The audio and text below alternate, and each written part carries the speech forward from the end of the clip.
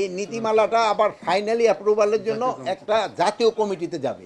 আপনারা জানেন আমাদের এইটার ভিতরে জাতীয় কমিটির শিল্প উপদেষ্টা থাকতে হয়, যেহেতু উনি বাইরে আছে। আমরা আগামী সপ্তাহের ভিতরেই আমরা এই মিটিংটা করে আমরা এই যে ওই চূড়ান্ত অনুমোদনটা দিয়ে দিব। এখানে আমরা এই সারের ডিলার ক্ষেত্রে আমরা বড় ধরনের একটা পরিবর্তন আনতেছি। পরিবর্তনটা যে সময় ডিক্লেয়ার করবো ওই সময়, সে সময় আবার আপনাকে ডাকবো, নাহলে তো আজকে সব শুনলে তো সেদিন আসবেন না। ওইগুলি দেখবেন, ওই সময় বুঝতে পারবেন। আর দামের ক্ষেত্রে সারের কোনো দামই বাড়ানো হয় নাই, তবে সারের ক্ষেত্রে একটা সমস্যায় আমি কিছুক্ষণ আগেও বলছি, আপনার চিটাগাঙেও আপনি বলে আসছি, আমাদের দেশে যে আরাকান আর্মি আছে, আরাকান আর্মির থেকে আমাদের ইয়াবা আসে, ইয়াবার পরিবর্তে আমাদের দেশ থেকে চাল, সার, তারপরে আপনার এই যে ঔষধ, তারপরে আবার অন্যান্য প্রয়োজনীয় জিনিসপত্র চলে যায়।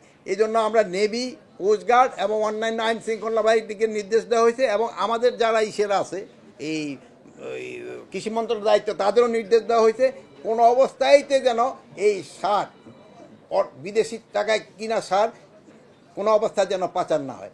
এখানে ক্ষেত্রে আমাদের একটা সমস্যা হলো, দেখবেন বরগুনা জেলায় একটা এক্সাম্পল হিসেবে দেয়, বরগুনা জেলায় ধরেন 100 টন তার সার দরকার হয়, সে হয়তো 100 টনের দানায় 110 টন ডিমান্ড দিয়ে বসে।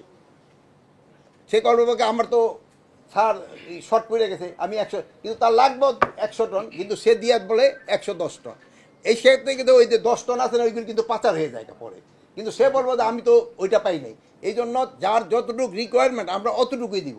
সে যদি বলতেও থাকে যে আমার একটু বেশি দেন, যেহেতু বেশি দিলে ওই সারটা পাচার হয়ে যায়।